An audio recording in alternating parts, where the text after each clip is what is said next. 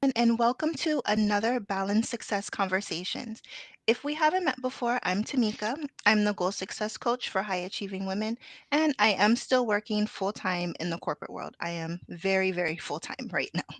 So I created this panel as a space for high achieving women to have honest, actionable conversations about creating success without burning out.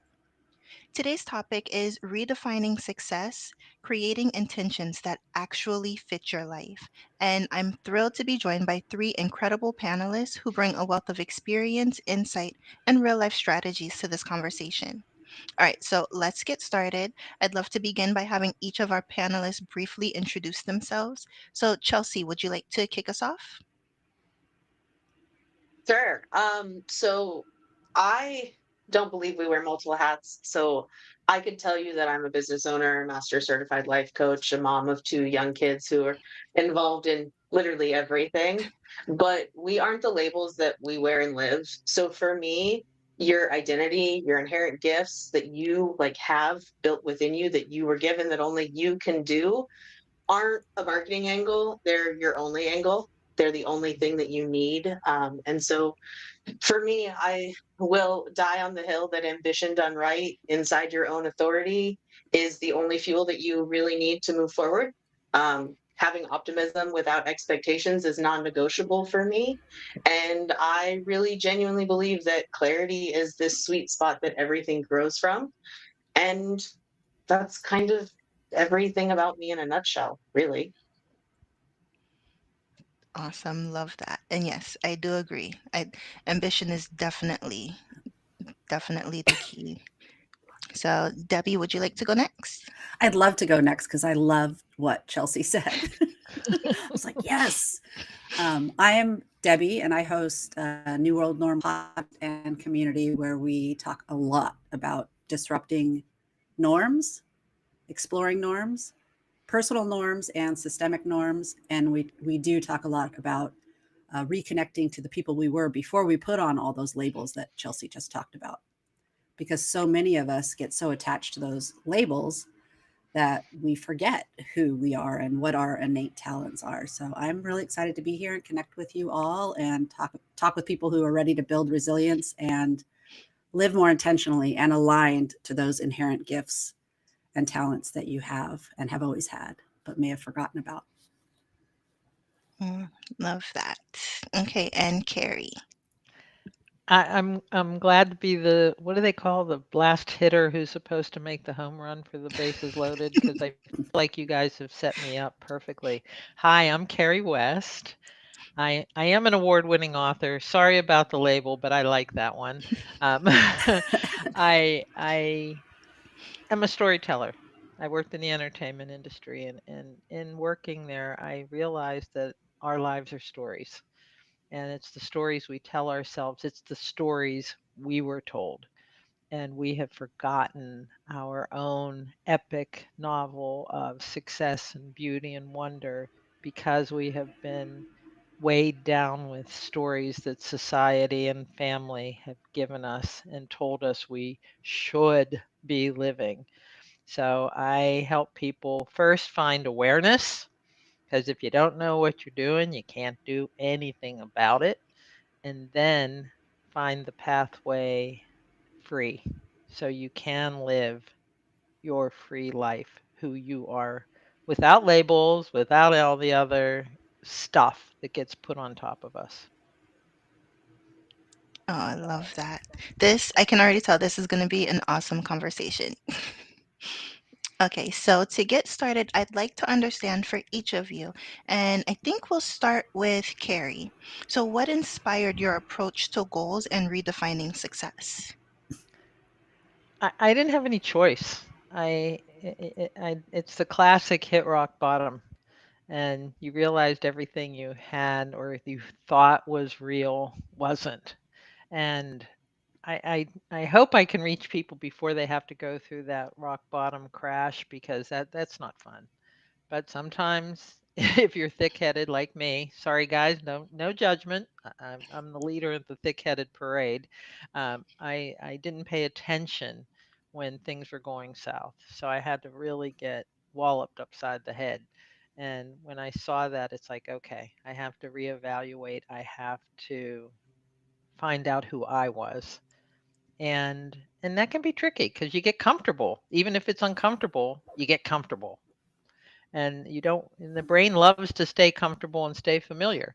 So you're taking on these challenges from a lot of different fronts, but that's what did it for me. And I realized that I was the author of my life. The pen is in my hand, the pen is in everybody's hand. There wasn't anybody forcing me to live what I was doing. All those old stories were done. My parents had long been gone, and it was time for me to take responsibility and take charge of my life. Yeah, I definitely understand that one. Mhm. Definitely. Debbie, what are your thoughts? I resonate a lot with that. I had no choice. I had to. I had one of those years that pulled the rug out from under me. It started with loss of a loved one, serious medical issues that threatened my own life. And then I was also in attendance at the Route 91 Las Vegas mass shooting. Um, so dealing with PTSD, literally no denying it. And still, I ignored it and kept soldiering on, in that familiar and comfortable in the discomfort, right? Even though I knew I wasn't living aligned to who I was, I soldiered on anyways until it got to a point where I was about ready. I called it a slow stumble. So I didn't necessarily hit rock bottom, but I was doing that thing where your body's moving faster than your feet and you feel like you're just going to do a face plant. That's how I describe it. And so eventually in 2019, on a walk with a friend, and she said, Debbie, I've taken time off work for far less than what you've got going on. And I was like, wait, take a break and prioritize myself? What is this you speak of? Like, this isn't what we do. um, so that permission helped me make the decision to take a break and start taking care of myself and focusing on what I wanted. But the reality was I had no idea what I wanted. I was so disconnected. So doing that work to figure out who I was and reconnect and recognize that there's so many other women in my shoes who were completely disconnected to what they want and how they want to live, living life on autopilot, doing all the shoulds. I was like, we've got to do this differently. And it was actually 2020 that I had the idea of New World Normal because everyone was complaining about the old normal and how terrible this new normal was. Not saying that normal was good or fun by any means, but I was also remembering that the old normal was not great either. Like, and don't we decide what our normal is? Like, so got me playing with the idea of normal and down this path of a completely different life, more fulfilling, more aligned. I love that, and I completely resonate where you were saying about, you know, not knowing what you wanted, because that's how my journey started. It was me realizing I was on a path. It To everybody else it was a great path, but I Mm-hmm. wasn't happy on that path. And so I was just like, why am I not happy if I have all the things that everybody says I should have to be successful and happy? And that Right? was You me. go down the list and you're checking the Yep. box. I've done all the things. Come on. Why am I not happy? Yep. Yeah. Yep. That was my journey as well. So, Chelsea. And honestly, that was me as well. Carrie, Debbie, hearing you guys talk about like yours kind of coming from this place of like internal need from like your external circumstances and things happening around you. For me, I feel like mine was more of like the absence of things happening around me. I was hitting all the goals, I was checking all the boxes, right? Doing all the things, and I felt nothing. I was like, what's next? Okay, like what's next? And not in a weird, like ego inflation kind of way, but in a like, I just had become a new mom for the first time. My husband works like 20 days out of state a month. So it was like just me in this weird bubble of life. And like everyone's like, oh my gosh, you can do it all. And I'm like, that just feels weird for me. Like for other people to like tell me that I'm supposed to do these things and I don't have to do these things. And being able to still find a way to do the things, but watching other really just high functioning, high capacity, like achieving women kind of fall or, collapse under the weight of the goals they were setting for themselves for stuff that like wasn't really even their goal to begin with. It was never really aligned with what they even wanted. And I could see that thread, and they'd be like, oh, I really just want to do this. So I've got to hit this goal. And I'm like, those two things don't line up at all. So, like, why do you need that version of success to find the fulfillment for the thing that you really want? And seeing more and more people kind of have that internal dilemma, but still push forward. I was like, I no, break me away from the herd. Don't sign me up for that. I will find my own path if that's what it takes. And I just refuse to show up for any type of work or version of goals and success and metrics that required me to feel like I was disappearing from my own life in order to achieve them. So it was just You more of a, what's that, Carrie? I was just gonna say, you radical you. I was like, I'm sitting here wanting to say, heck yeah. Like, It was honestly a really kind of like rude awakening in the best way to be like, wait a second, I've never really put all my eggs in anyone else's basket. I've never done what anyone else really thought I should do just because they had an opinion on what I should do. So why am I letting this, I don't know anything about running a business, like lane be when I start that? And it was really easy to ignore it for a really long time. And then it wasn't. And I'm really grateful that it wasn't. Yeah, I think that's the biggest piece.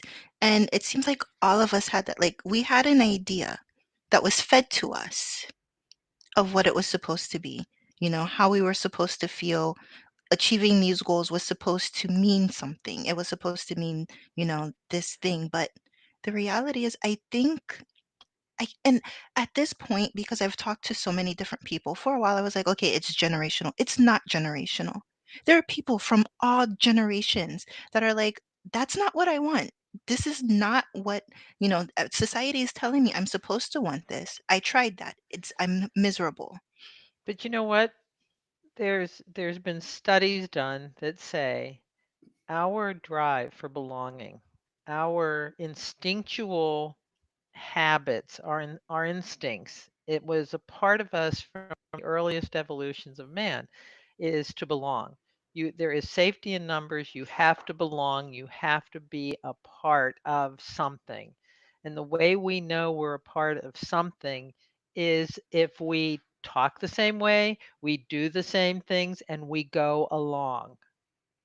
When you don't go along, there's a threat of rejection and abandonment, which from the old lizard monkey amygdala brain is the scariest thing you can do. So so this is why so many people get trapped into this. And like you, Chelsea, my parents called me the black sheep as an as a way to shame me, as a way to get me in line. And now I look at it as a badge of honor. Built a whole business around it. In Yeah, fact, it's the exactly. name of it. Yeah, but that's I see you have Black Sheep Boulevard. That's why I had to say it. Because when you can know that we have evolved as human beings and challenge, and it's not always easy, you have to focus on it. And about 50% of the population will never get there, and that's okay. They in their own time they will. But but when you can challenge that, when you bring it to light and just say, "Huh, does that fit for me?" Just well, asking that question, don't you think changes everything? Yeah.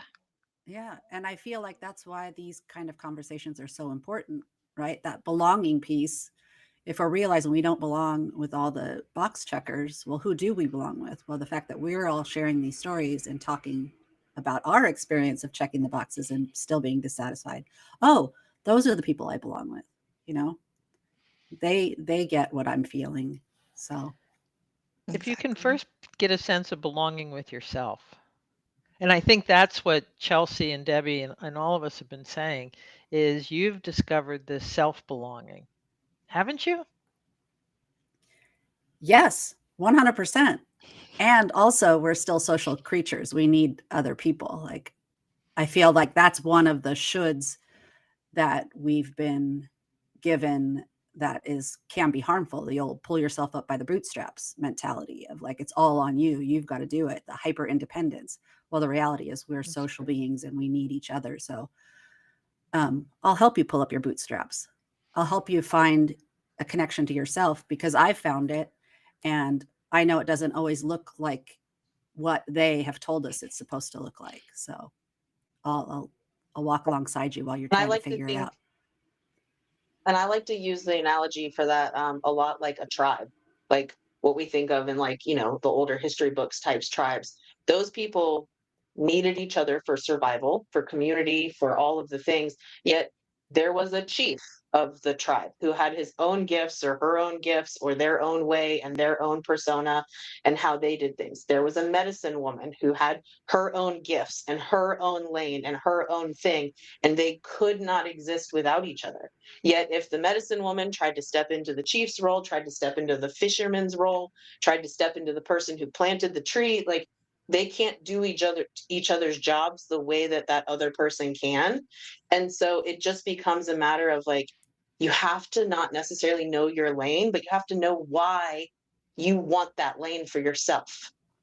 And when you can own that lane, everyone else will own it with you and for you and because of you, so that they can own their own lane, so that we can all actually grow and continue to thrive as this like group of humans in this collective space. That's such a great example of Yeah. interdependence. I like that. Hmm. Thanks. Thanks. And I like to talk about a tapestry of life. We all need each other to build this beautiful tapestry. But if we're all alike and we're all doing the same thing, it's only one color. It's all white or it's all blue. So there's nothing going on there. So you each need your unique beingness in this oneness, in this community, so that we have the richness, we have the vibrancy, we have the vitality, we have shadow, but we also have beautiful light, and it all comes together, and it's wonderful. But that's by owning your piece of the tapestry, owning who you are, and not trying to be like the other people, because it'll all be a one color tapestry. Yep. Very true. Very, very true. And one of the one of the things that I've been thinking about just a little bit more, just because I'm seeing it more around me now, is not so much that, everybody, at least to me, I believe everybody has their own unique strength. Some people truly think that, that if you're not born with a certain skill, then you'll never be able to attain that skill. I don't believe that at all. I believe that anybody is capable of achieving whatever it is that they put their mind to. But I feel like some people are putting their minds to things that just because they see somebody else achieving, they're not really taking the time to fully like come back to themselves and say, yes, that looks exciting, but do I want that? Or looking at it and saying, okay, this is the path I want. Let me go down this path. But then getting maybe like a third of the way and saying, you know what? I don't think I really want this. But then being too afraid to make another change or to change their mind because they feel like, oh, I've already changed my goals once. I've already changed who I am once. I can't do it again. And it's like at any point in time, you are allowed to go in and make those changes. It's your life. You're the only one who has that ability to make that change for you.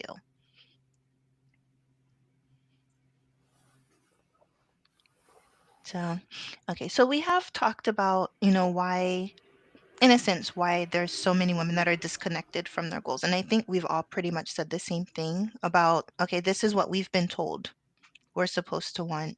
And then again, the belonging piece. But how can women start to separate the external definitions of success from what truly fulfills them? Okay, Chelsea, you want to go first with this one? Yeah, separating, so you said separating external definition of success, like what, Yes. society thinks success is from what truly fulfills us. I think one, it goes back to that self-awareness, right? Like you have to know what it actually is that fulfills you. I like to think of it as like this like space in between, like we are who we are and we have success or business or this goal or this thing. But like if people are trying to bridge the gap between the two, what's in the gap? Like what do you want to fill that gap with? And when you know what you want to fill that gap with or how to fill it with the right things for you, it doesn't really become a separation of success and what fulfills you. It is you that fulfills the definition of success and creates a success that's correct for you. And when we fight that, when we're like, oh, here's this goal, I've got to have that shows that I'm successful, we start to get a lot of resentment towards the goal, towards the person who set the goal for us, whether we know who that is consciously or subconsciously. And we start to look at like the pressure and the force and the things, and that weighs on us long before we ever realize that it weighs on us.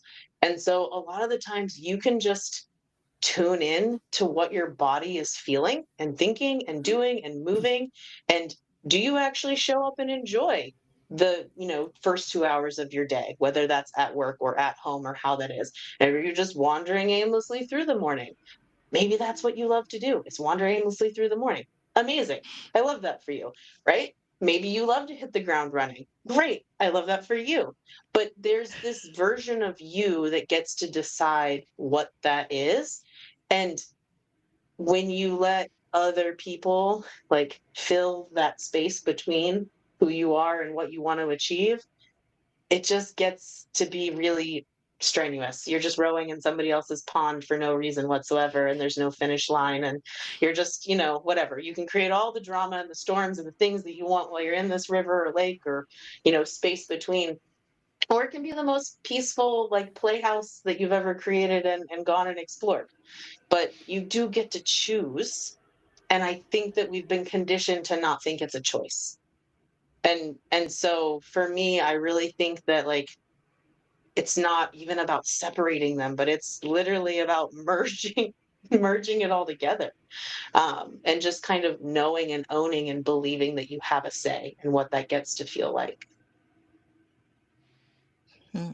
I love that. And when I first started my business, that was the biggest piece, understanding that you do have a choice.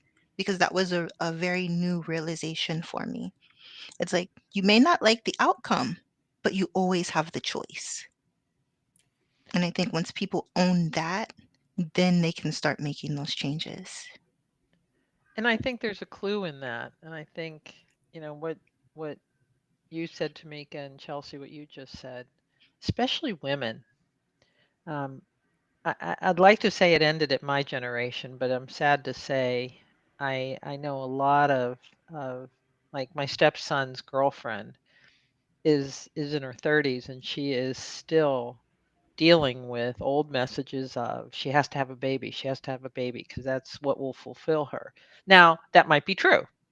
Her path might be motherhood. That's fine. That's fine.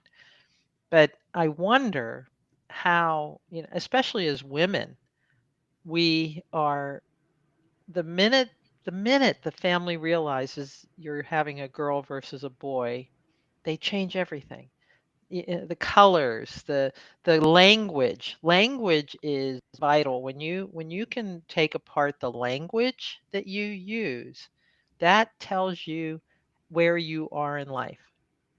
The should, like, shoulds. I always say when someone says should, it's a story. Right there. Know your story. But do you have the courage to really look at this? Because dealing with some of this stuff can be really uncomfortable.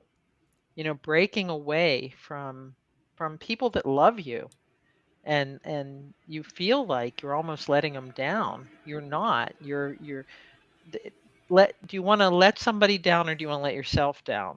And especially as women, I think we're more inclined to take care of everybody else before we take care of ourselves. I think that there's a great saying that anytime you travel, you hear it all the time. Put your mask on first. If you're not taking care of yourself, you can't really take care of the people around you. But so many times as women, and I'd love to know if you guys found this too, your first inclination is to take care of your family and take care of your partners and take care of everybody out there before you take care of yourself. 100%. And I kind Yep. of wanted to go back a little bit to the original question of how do you figure out what it is that you want or what's important to you? At least I think that's what the original question Yeah. was. Um, and for me, in my lived experience, and then also now my experience with clients, so often they're so disconnected that sure, once they build that awareness of I have agency, I get to make a choice, I get to make changes. So what do I want? And it's I have no idea. And so even identifying the gap that Chelsea was talking about can be really challenging. And so sometimes I encourage people to start, not to stay here, but to identify the things you don't want. That's so much easier, right? Like I know I don't want to get up early. Like I know that about myself. So I can start there. That's an easy like what can I build into my mornings that would give me a little more sleep? The and starting as small as possible. So that's where I always encourage people to do is if you can't figure out what you do want, start with what you don't want. Don't stay there, but that is an easy place to start. And then be sure to start as small as possible, right? Because we're already overwhelmed by all the choices. And then if we're not feeling super great already, we can get really stuck and frozen, nervous system. So try to start as small as possible. Trying to make a giant life change might just keep you right where you are. But if you think I could just change this one little thing about my morning and see what happens, and like, ooh, I liked that. I'm going to add one more little thing on and see how that goes. So then you don't get overwhelmed and fry your nervous system in the process. I want to ask something of the group, if you don't mind, Tamika. I want to Of ask course. my great panelists and you too, because this is something else that I see again because I started out a little bit earlier in life than all of you. One of the challenges I think we all face today is we have this thing right here, and it is loaded and filled with so much information and so many headlines and so much, especially social media of what everybody in the world is doing.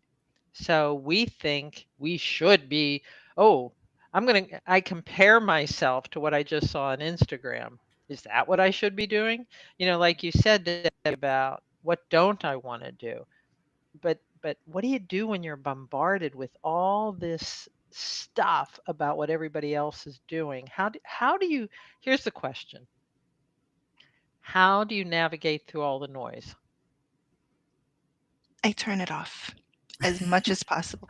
I'm not someone like social media. I've turned off all my notifications on my phone from social media. There was on my last laptop, I forget what it was called, but there was a way to turn off the news feed on Facebook. So when I would log into Facebook on my computer, I could only see the pages that I specifically went to. So I couldn't see what everybody was posting. Now I might look at Instagram and Facebook on my phone maybe once a week. Now, I will admit there are times where if I click on it, I do get caught in a death scroll. I will still get caught in, I but like that death scroll. it's not as often as it was because there was a point where I remember, and I had the app on my phone where I would block, like during certain times of the day, I would block access to the apps. But then it had this thing where it would tell me how many times during the day I attempted to access one of the apps that I blocked. Why is it got to rat me out like that?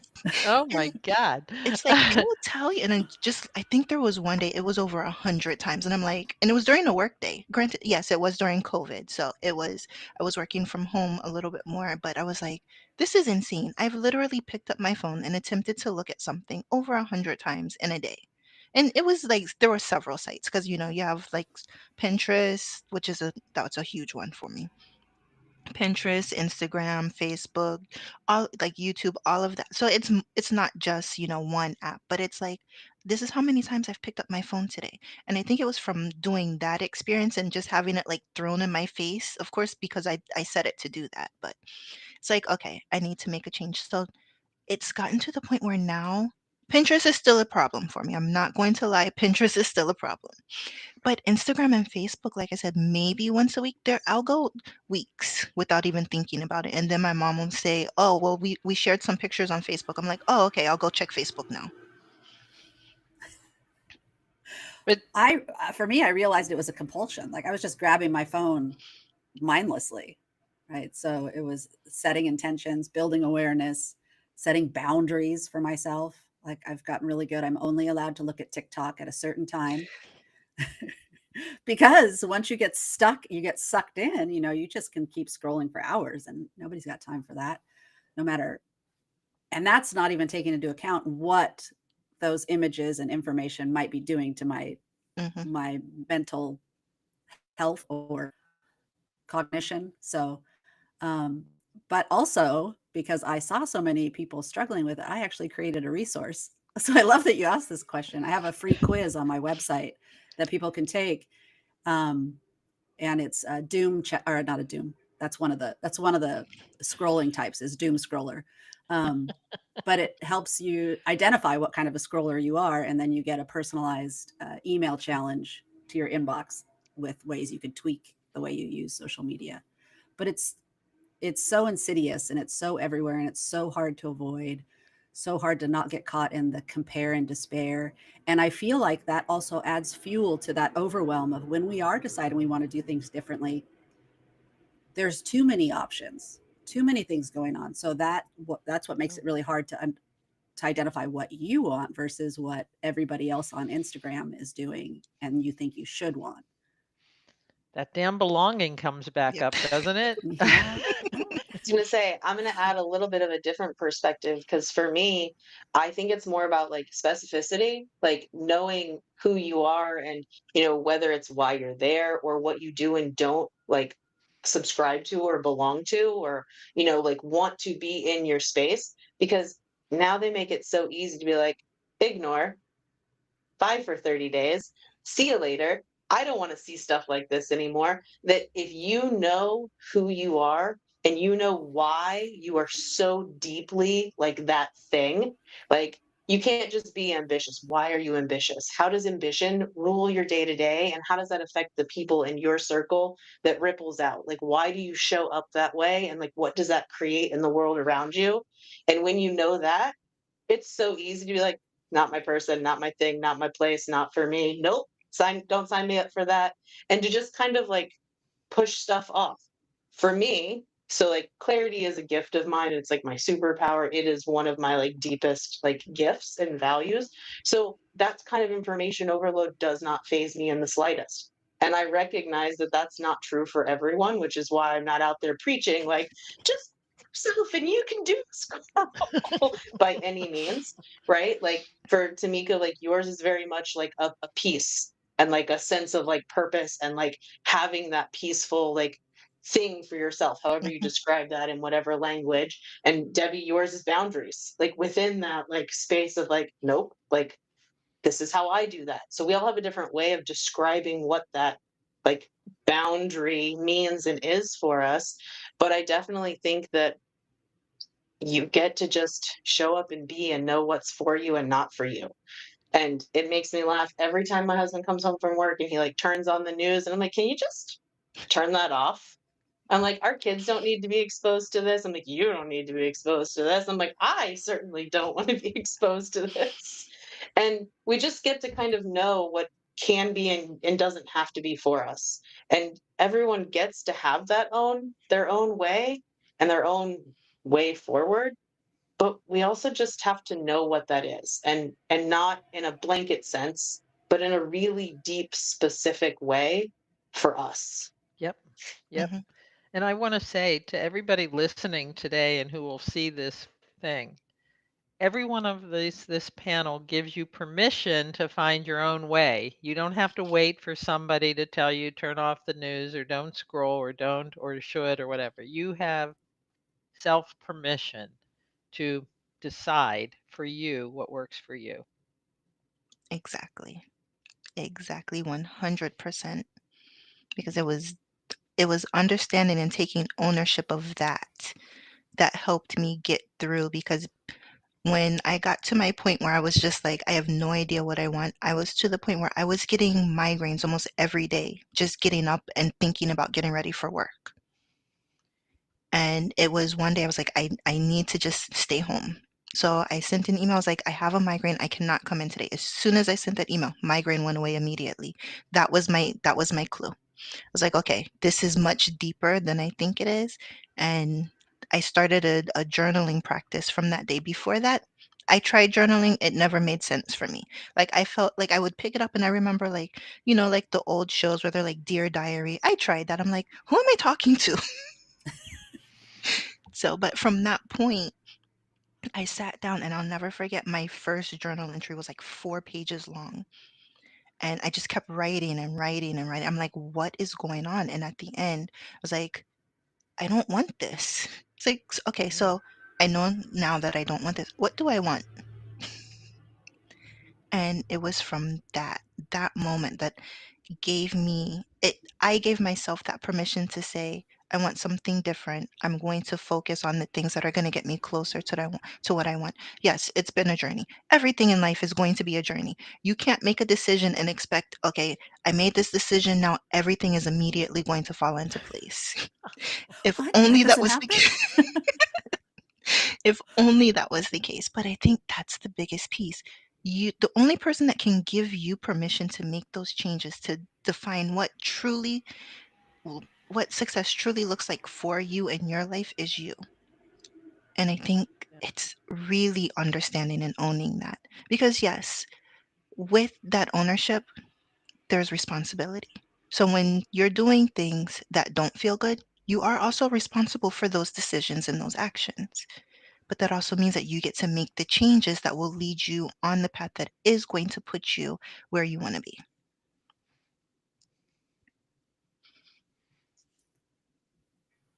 So, all right. Okay, so, oh, I had a question written down. We've already talked about it so much though, and I love it. It was about self-awareness. It was saying what role does self-awareness play, but I think we've definitely gone through that. So if you haven't gotten that message yet, that's the key message. I think the first thing you have to do is become more self-aware, understand what it is that you understand, where you are, understand what are the things that are causing you to not feel joy, the things that are truly making you feel miserable, and then looking at the things that really bring you joy. What are the things that you do on a regular basis where you sit down, you start doing the work, and you look up 5 minutes later and like 3 hours have passed? Like, what are those things? And let's see, I do have a few other questions, but I really feel like this conversation, we've like gone through so much. So, what's one reflection exercise from each of you that will help women identify what success means to them? So not necessarily well, I guess in a sense what it looks like, but like what's an exercise that women can do, or anybody that they can do to identify what it truly looks like for them. So let's see, Debbie, do you want to take this one first? Sure. I usually have people start with a values inventory. Um, the idea of self-awareness being kind of foreign to people. You get really Mm, disconnected to what really is truly important to me. Um, so you can take a look at you can probably Google values inventory and you'll get lots of PDFs that has just a list of different values and go through and just circle the ones that come out to you.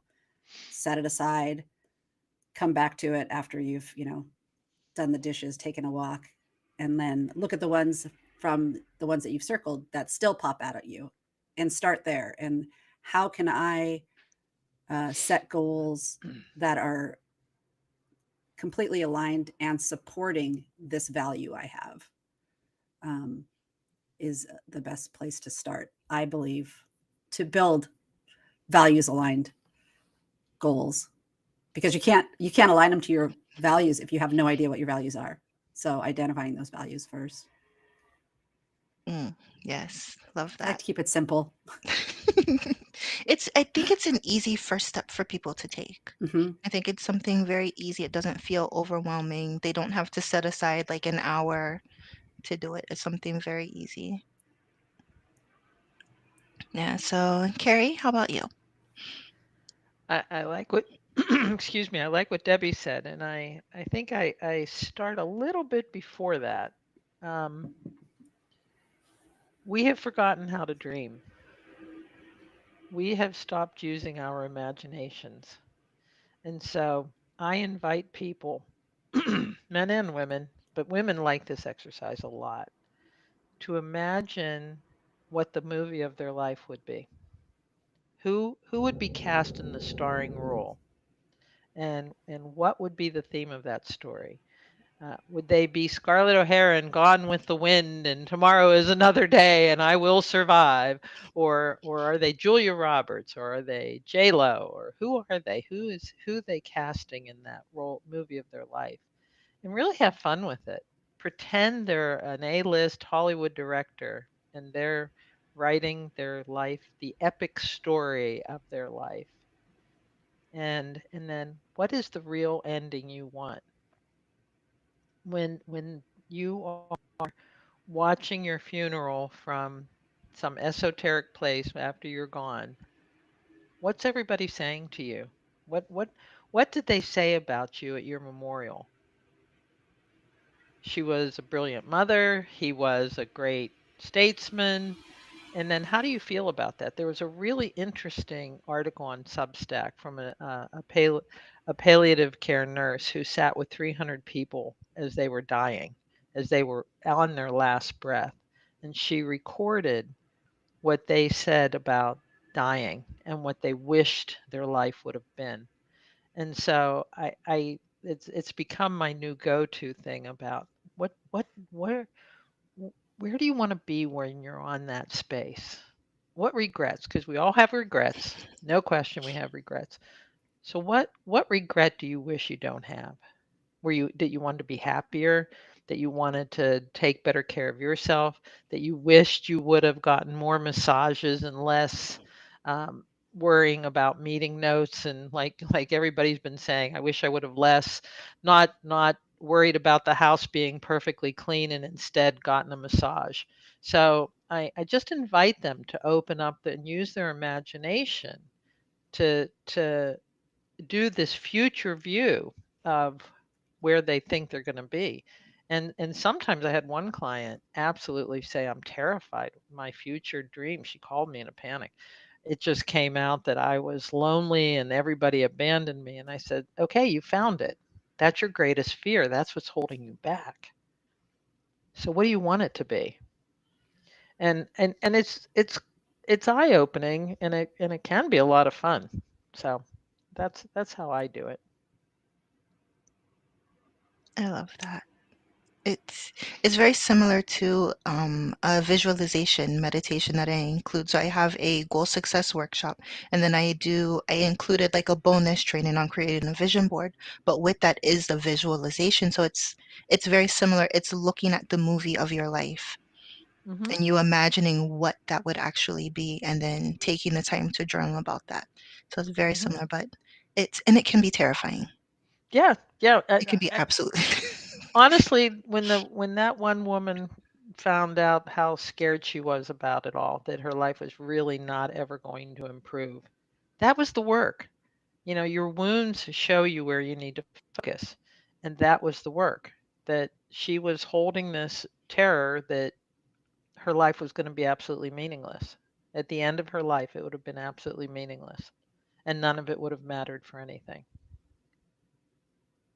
That's I very can't. powerful. To me, she did the best work of all. People who came back and said, "Oh, I did all. I was so wonderful and flowery." That's great, but this was really deep and soulful. This really set her on a huge path of transformation. Absolutely remarkable. Yeah, love that. And Chelsea? Yeah, so I thank you for letting me go last because I had a chance to go and actually grab like the prompt and the thing that I love to give people because I don't ever remember what all of the seven little things are. But this is something that no matter where you are on this like self-awareness, self-actualization, growth, whatever you call just knowing and loving like who you are and how you do what you do, journey, right? Whether it's something that you're like, I need a lot more of that, or like, no, I really know who I am. And it's just like fine tuning things on a daily basis. This gets to be something that like going through this changes every day. So it's not something that's like a one and done kind of like prompt journal thing, and I find that people really, when they allow themselves to like elaborate in it, it gets to be a lot of fun for them, and it gets them to like set down all of the like, negative headspace stories that they have and really just move forward with things. So I'm going to read the 7 different prompts, and they're based off of like the 7 different energy systems like that we carry within our body. But essentially, you're answering and like filling in the blank of I am what? Like pick a word for the day if you need to. And it's I feel this. And obviously you can do one word answers, but like the more you explain why you put your answer, the more you learn about yourself, right? So it's I am, I feel, I do, I love, I speak, I see, and I understand. And I'll repeat them one more time just so that people don't have to rewind if that's okay. It's I am, I feel, I do, I love, I speak, I see, and I understand. And what's really cool is that for those who are like, yeah, I'm in that fine tuning space, like I'm pretty sure I like, have my lane and know who I am, pick one of your values, right? So for me, if I pick clarity as a value and I know exactly what that means to me, I am I'm obviously not clarity. That's, wrong tense and all the things of, all the educated people in the world. But like, what does that mean if I'm clarity? What does that mean for me? What does that mean for my business? What does that mean for the people who get to exist in my wheelhouse? What does that mean for my 4-year-old, my 9-year-old? Like, what does that get to create in my house if I am that definition of clarity today? Or I feel clear. What happens in my world when I feel that way? When I do clarity, when I give clarity, what changes, what ripple effects happen because of the conversations that are had that day elsewhere, right? Like, why do I love clarity? Why do I speak it? Like, how do I see it? What is that my gift? Like, I understand clarity because of all these different things. And the answer changes every day. And Mhm. it's such a fun way to just hype yourself up over the things that you're inherently just amazing at. But also, if you don't know what that is yet, you get to learn a lot about where your resistance lives and where your strengths live and where you want to go just from living and like activating those different like spaces within yourself. I love that. I love that you've tied in the chakras like that. And a Yeah. couple things you said, I wanted to emphasize this isn't a one and done. I feel like none of these things are one and done. Even choosing the values that I have right now that are most important and most present to me in this moment might be different 6 months from now, right? Because my Mhm. life has changed. I have different priorities. And also the defining it for yourself is important. So you can get a list of goal or a list of values off of the internet, but what does that word mean to you? Like you said, clarity might not mean to you what it means to other people. So defining it for yourself is so huge, and recognizing that this isn't one and done. I'm going to keep doing this. I'm going to return to it over and over again to get more clarity. Yeah, I love that. I feel like I did catch the link to the chakras. I kind of had the idea when you said 7, but then as you walk through it, and I can envision that as a journal. Like, because I'm one, as much as everybody talks about, we're paperless, I like pen and paper. I have pen and paper right here in front of me. I prefer pen and paper. So, but I could clearly see that as a journal, where it's like every day, you have a page for every day, and you get to sit down with that, because I feel like, and this might just be a personal thing, I feel like I have a stronger connection to myself and to what I'm writing if I'm physically writing it, not necessarily if I'm typing it. Like, there's a coldness to me when it comes to typing the initial whatever you're working on. So, I but feel like yeah. Yeah, they've there's done something studies. powerful. Yeah, Oh, there is power in using the pen and paper. It's science. They've studied it it. connects. It Don't ask me connects. what the study is, but it does. It does something It different. it connects your body systems. It's a Yeah. direct connection to the words and to the energy of what you're putting out there. Chelsea, I also love the 7 steps. It's uh, everything you guys have been saying is so powerful. I think it's very cool. I got a lot from today with all of you. 100%. Yeah, that's one thing I can say. These conversations, I think this is my fourth one. And it's like, because we're all talking, we're not saying the exact same thing. Everybody has their own unique perspective and spin, but we're all leaning towards the same things and we all learn so much from each other. These conversations have been absolutely amazing. Yeah, yeah. So, and it's funny because I think Chelsea, you were the one earlier who said something about, like how it feels when you're connected to your goals. And in a previous conversation, we had that same discussion about physically, like the somatics of it. Like you can feel when you're actually aligned with something and when you're not aligned with something. It's just understanding how it feels in your body because it's not going to feel the same way for you as it does for somebody else. Your body Yeah. is the greatest measurement. Your body will tell you right away if you're off track. Hmm. Right away. It doesn't waste a moment. It will make sure you know right away where you are at all times. I think it's so interesting too that like sometimes we know what that is, right? We know what that feels like. And then we get lost and buried again in the, well, why can't I find it again today?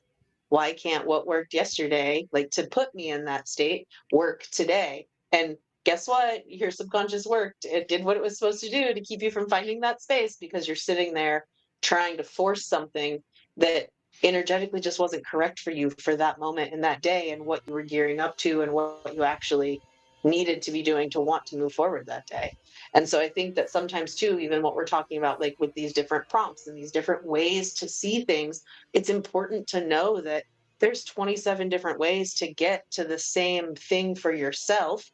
And sometimes what always works for you doesn't work for you that day, but there's a purpose to that, right? Like we're not just like all, this ball of like, chaos and clarity and things like that. Like it's one and the same. Like it serves you. There is no like positive and negative spin to either of that, right? Clarity can be a crutch just as much as it can be a gift, Yep. and vice Hmm. versa. Like Yep. it's not either or. Nothing is either or. We're just all inclusive of our own being and self. Yep. Yes, And exactly. for people just starting out or aren't familiar with identifying those feelings in your body, like um, I think Carrie was just referring to, a tool that I come to again and again, and I encourage my clients to use is actually Martha. I think it's Martha Beck. It's a body compass, but using your body as a compass. So like tuning in on something that you remember was didn't feel good, wasn't a right decision, and reconnecting. It's a little guided meditation, reconnecting to how that felt, and then think of a time where everything felt very joyous and connecting to that feeling. So then you can tune into those feelings, record them, and then when you're going through your day or week and you experience something like, ooh, a fork in the road, which should I do? What would it feel like to go that way? Recognize how that feels. Is it closer to the good feeling or the bad feeling? And then it kind of helps you make decisions and getting used to tuning in to our body, right? Because our body does have so many messages for us. But if you're not used to tuning in or you haven't felt safe to tune in your body, you feel safer here. Um, it's an easy tool to get you to move down into your body. Yeah. Yeah. And I think I don't remember the name, but I feel like it was somebody I was following online. But I think I did something similar to that where it's like, okay, this is the decision you made. How does it feel? And I think I need to go back and redo that. It's been a few years. So, because sometimes are easier to really connect than others. So Well, it's like, you hear a lot of people talk about like, oh yeah, it was a full body yes or a full body no. Well, what does that mean? What does that mean for me? It's going to be different for you. Like yeah, the sensation in your body is going to feel differently. Hmm. And if you're completely disconnected from your body, you're not going to have any idea. So, yeah. I feel like my yeses are much more quiet than my nos. That's Hmm. one thing that I notice. I feel like when something is a yes for me, it's I can feel that it's full body, but it's a very low, like very quiet, almost like a hum, versus when it's a no, it's like a scream. It's like no. It's like you're not doing Alarms and this. bells. Yes. So, yeah. So, all right, ladies, we are at the end, but I want to say thank you all so much for being here, for being a part of this wonderful conversation. And I want to thank everybody who was able to join us live today for this absolutely amazing conversation. So I hope you're leaving with at least one insight, one shift, or one small action that feels doable and supportive for whatever season you're in. So whether you're watching us live or if you're watching the replay, I'd love to have you drop something in the comments. Let us know what your biggest takeaways were. And just remember, conversations like this are possible because there are so many other women out there who are going through so much of what you're also going through. We're all sharing these experiences so that you know that you're not alone.